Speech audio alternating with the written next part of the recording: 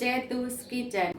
આજે આપણે super tasty એવી ઢોકળી બનાવવાના છીએ। તો ઝટપટ ખાવાનું મન થઈ જાય અને બાળકોને સાંજે નાસ્તો કરવો હોય અને ફટાફટ બનાવવી હોય અને ઢોકળી ખાવાનું મન હોય તો આવી રીતે આપણે ઢોકળી બનાવી શકીએ છીએ।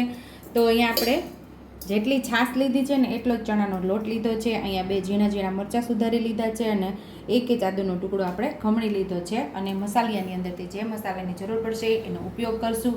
અને વઘાર માટે અહીંયા લીમડો લીધો છે અને મીઠું। ઝડપથી બની જાય છે આ આપણી ઢોકળી। તો અહીંયા આપણે ચણાના લોટને એક પવાલીમાં લઈ લીધો છે અને છાશ સાથે પણ ઉમેરી દઈશું અને એટલું જ પાણી આપણે ઉમેરી દેવાનું છે। જેટલી છાશ એટલું જ આપણે પાણી ઉમેરી અને બ્લેન્ડર મારી દેવાનું છે। મરચાં પણ સાથે ઉમેરી દઈશું અને આદું પણ સાથે ઉમેરી દઈશું। તો હવે આપણે આને બ્લેન્ડર મારી લઈશું। એકદમ એક રસ બધું કરી લેવાનું છે। આપણે બેટર અહીંયા તૈયાર થઈ ગયું છે, બધું એક રસ થઈ ગયું છે। તો ગેસ ઉપર કઢાઈ રાખી દીધી છે। આ બેટરને આપણે એમાં ઉમેરી દઈશું અને આની અંદર તમે આ ઢોકળીની અંદર અજમાનો સ્વાદ ભાવતો હોય તો ચપટી અજમા ઉમેરી શકો છો। આ ઢોકળીની અંદર મારા બાળકોને અજમા ફાવતા નથી એટલે હું અજમા નથી ઉમેરતી। બાકી અજમા તો પચવામાં બહુ સારું કેવડાવે છે, પણ જે લોકોને ભાવે એ અહીંયા અજમા ઉમેરી શકે છે।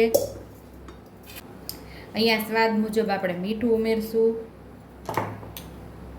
5 ચમચીથી થોડી વધારે હળદર ઉમેરશું અને સરસ આપણે હલાવતા રહેવાનું છે સતત, નહીંતર એ તળિયે બેસી જશે।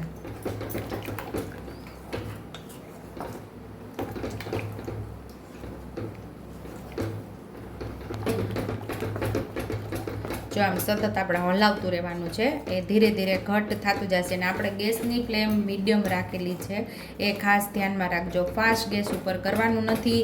ફાસ્ટ ગેસ ઉપર કરશો તો આપણો લોટ કાચો રહી જશે અને પાણીને છાશ જે ઉમેરેલું છે એ ફટાફટ બળી જશે। એટલે મીડિયમ ગેસ ઉપર જ આપણે આ ઢોકળી તૈયાર કરવાની છે।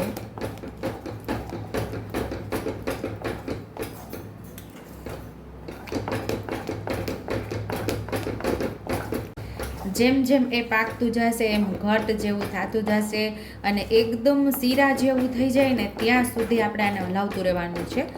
એકદમ ભેગું થઈ જશે આ। હજી જો આ પાક્યું નથી, હજી આ કાચું છે, આપણે હલાવતા રહેશું।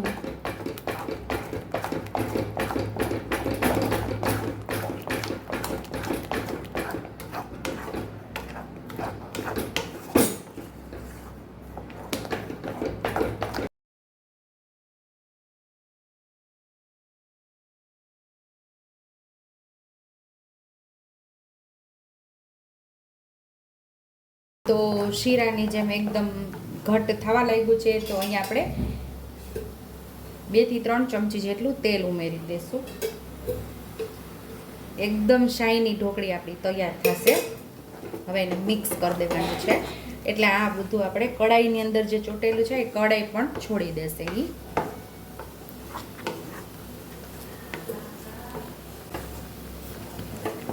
જેમ જેમ એ પાકતું જાય તેમ તેમ એ કઢાઈ છોડતું જશે।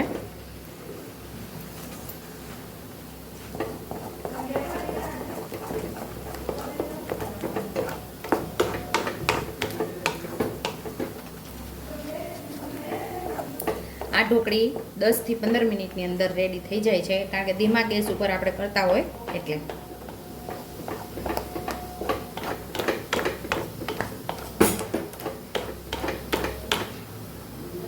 અહીંયા આપણી આ ઢોકળી તૈયાર થઈ ગઈ છે। તમે જો આવી રીતે કરશો એટલે એકદમ સરસ કઢાઈ પણ છોડવા લાગી છે। આવી રીતે કરશો એટલે ધીમેકથી પડે એટલે તમારે સમજવાનું કે આપણી ઢોકળી રેડી થઈ ગઈ છે। તો અહીંયા આપણે એક ડીશની અંદર આપણે આને ઢાળી દેવાની છે। જો મસ્ત એવું કઢાઈ છોડવા લાગી છે। તમે આમ કરશો એટલે કઢાઈ છોડવા માંડી, બધું ભેગું થવા લાગ્યું છે। આપણી ઢોકળી તૈયાર થઈ ગઈ છે। તો હવે આપણે ડીશની અંદર આને ઢાળી દેવું।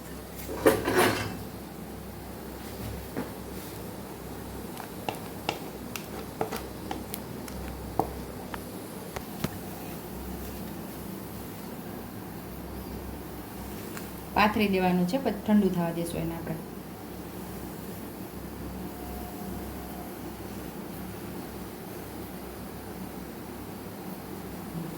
તો અહીં આપણી ઢોકળી સરસ ઠંડી થઈ ગઈ છે, તો કાપા પાડી લઈશું.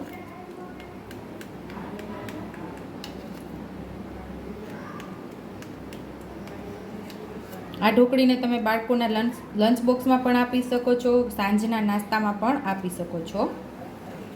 અથવા તો ઉતાવળ હોય અને બહાર જવું હોય અને કાંઈ જમવાનું બનાવવાનું મન ન હોય તો આવી રીતે ઢોકળી બનાવીને તમે ખાઈ શકો છો. અહીં આપણે ઢોકળીનો વઘાર કરવાનો છે, તો 2 નાના પાવડા જેટલું આપણે તેલ ઉમેરશું.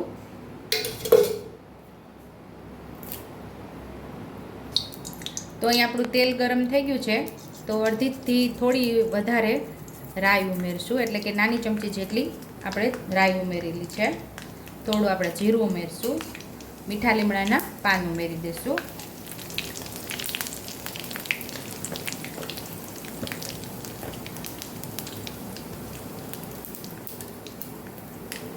ચપટી હિંગ ઉમેરી દઈશું.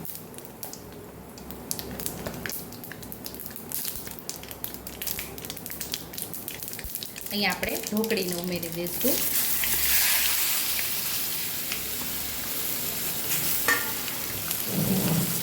થોડા લીલા ધાણા ઉમેરી દઈશું. ઢોકળીને આપણે મિક્સ કરી દઈશું.